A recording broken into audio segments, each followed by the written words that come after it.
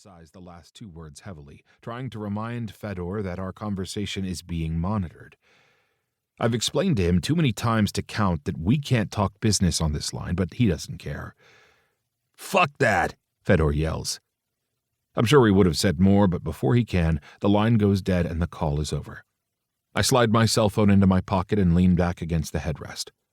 Fedor has always been impulsive and reckless.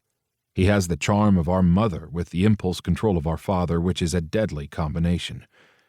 Fedor can draw you in, make you love him, and then he detonates a bomb in your face.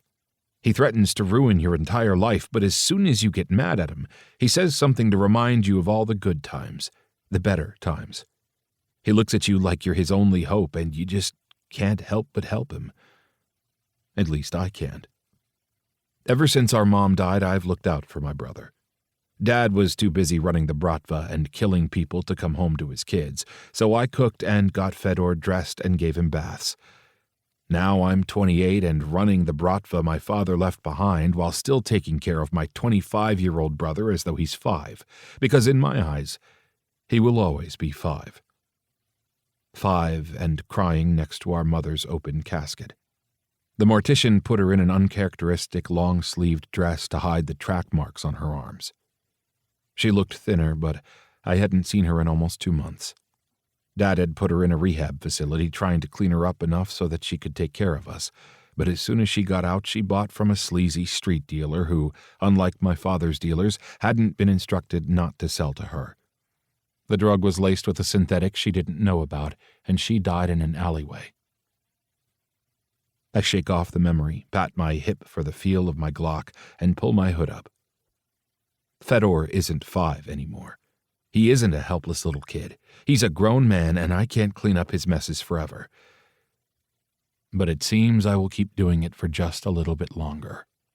I get out of the car and keep my face tilted downward as I walk up to the liquor store entrance. I stay that way as the bell above my head rings to announce my presence. "Hey there," the owner says, greeting me in a gruff voice. I tip my head without looking at him and head to the back wall of refrigerators, pretending to scan the shelves of cheap beer. I stay there for no more than a minute, just long enough to register how many cameras are in the store. By the looks of them and the rest of the shabby shop, it's a self-monitored security system. It won't be hard to erase the footage of my visit. When I'm ready to do what I came to do, I shove my hands deep into my hoodie pockets and shuffle back towards the door with my head still down. "Nothing for you today?" the owner asks. I don't respond, lowering my head even further, and just like I hoped, he comes out from behind the counter and meets me at the door. His hand lands on my shoulder, jerking me back. "I'm talking to you," he growls in the voice he has no doubt scared countless teenagers with. Liquor store owners have to be tough. They have to be ready to confront shoplifters and underage thieves. But even all of that experience hasn't prepared him for the likes of me.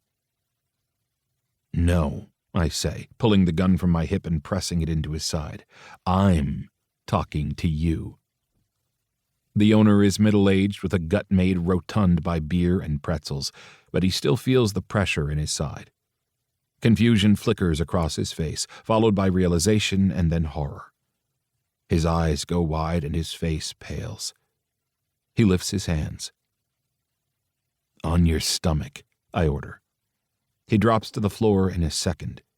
I keep my eyes on him as I walk backwards towards the door and flip the switch to turn off the neon open sign, then slide the deadbolt into place. "Crawl between the aisles," I say, walking towards him, gesturing with my gun for him to get out of view of the door. As he scoots backwards on his stomach, I flip the light switches next to the counter until only the light in the far back of the store is left flickering. "The cash register's full," he babbles. Take it all." I turn my head to the side, studying him. Generous, but no thank you. He glances up at me, brow furrowed. Something about my expression must unnerve him because he looks back down, his nose touching the dirty tile floor. "Then what do you want?" "I know who you are." I pause, letting the words sit between us. "George McDougal." He flinches when I say his name, realizing my vendetta is personal.